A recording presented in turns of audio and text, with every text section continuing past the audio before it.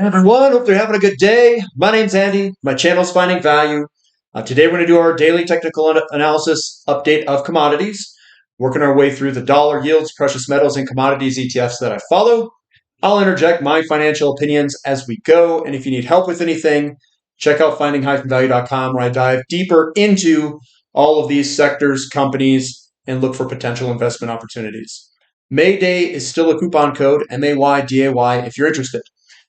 Let's dive in. Let's take a look and see what's going on. So DXY, we are still getting pressure, downside pressure, and that momentum is still continuing for the dollar to get weaker. We were down about 0.5% today, and we are starting to approach some of these support levels, which may provide support.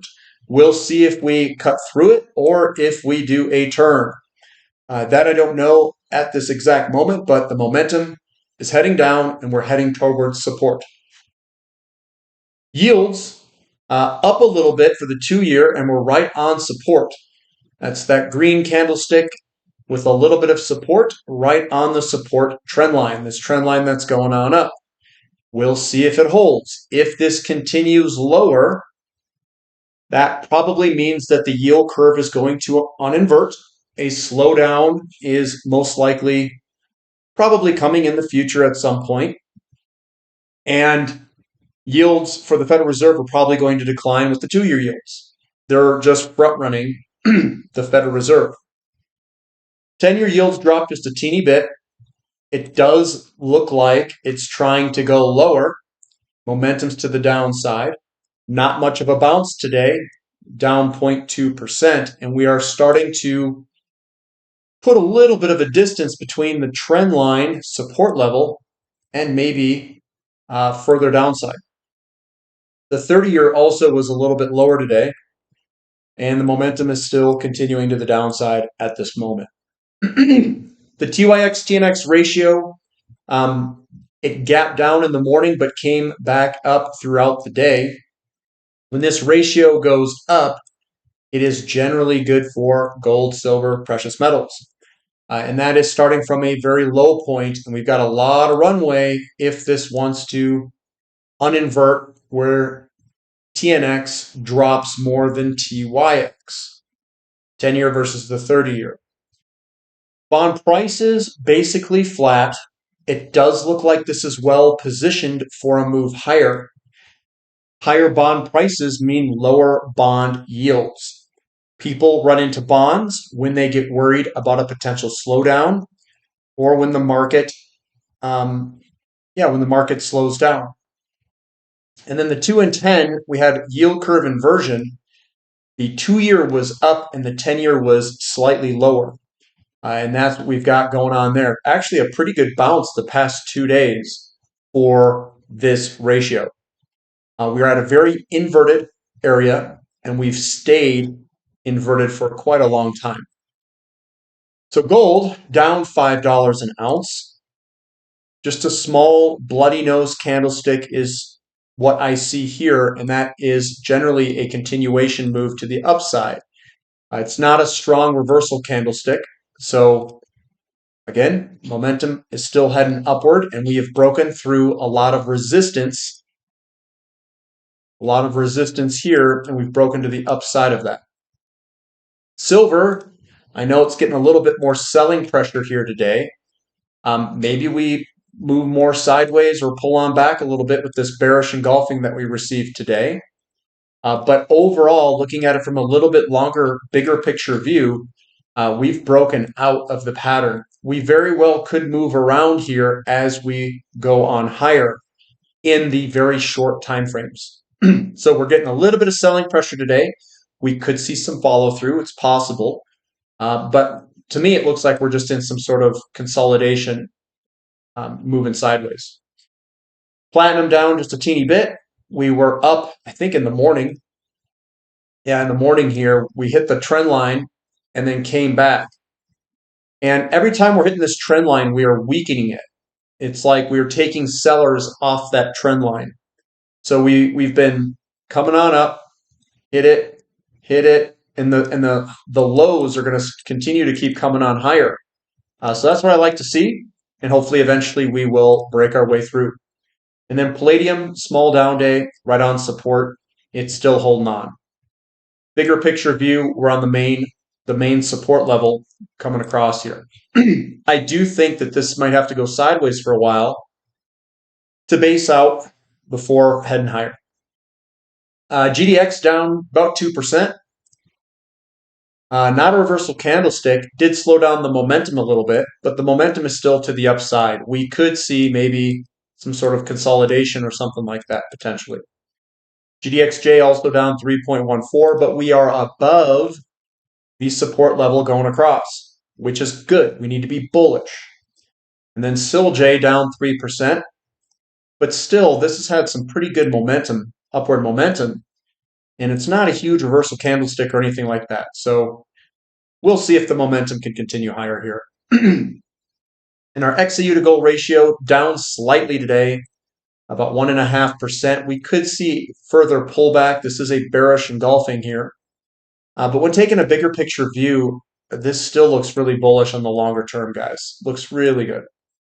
Crude oil, what the 2.64% with everything else basically going lower today. The oddball, it does look like we're trying to break to the upside here, this kind of flag pattern, and maybe we can get some momentum here off the support level of this trend line here and see if we can launch to the upside.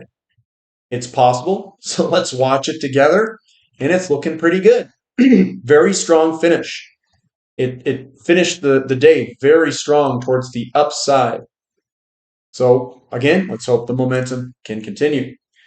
TTF gas down, lot bigger selling pressure. We could see further downside. What this is a retest of the breakout. So we broke to the downside, we retested, and then we got sold off. So that could come a little bit lower.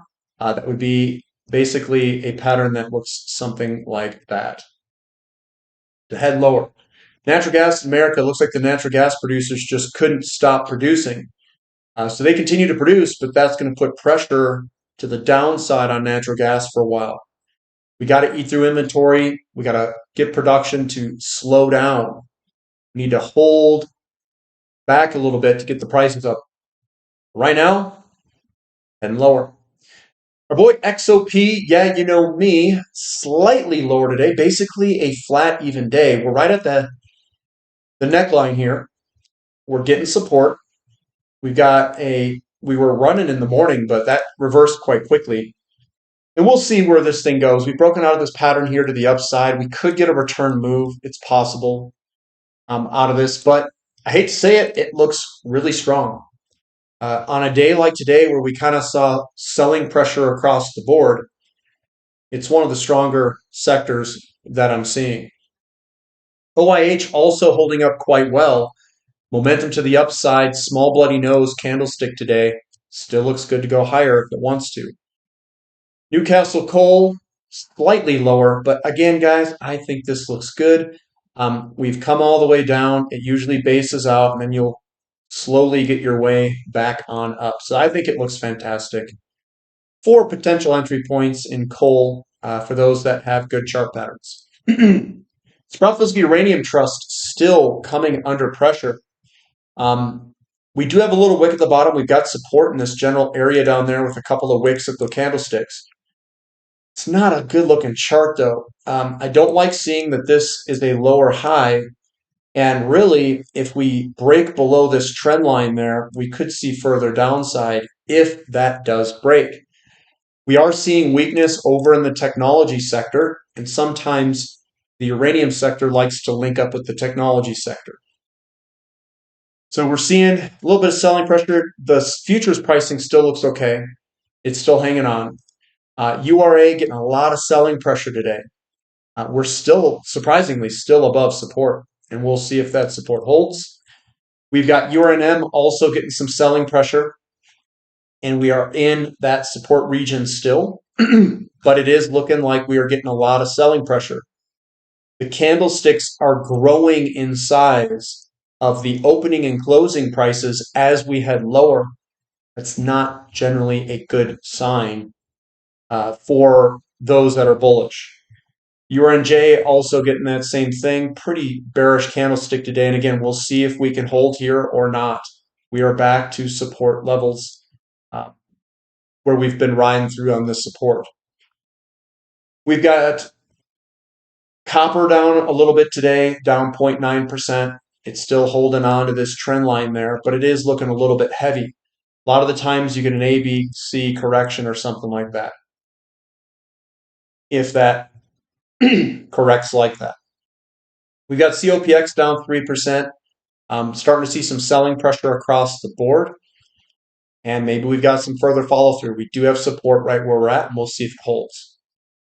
Iron ore up a little bit. And I do think this is in a pretty good location to be looking for potential upside. We'll see if that upside materializes or not. We've got aluminum down slightly, and that momentum is still behind this thing. So more downside is likely until I see a reversal candlestick. Nickel also looking pretty weak. More downside looking to come. MOO looking fantastic, breaking to the upside.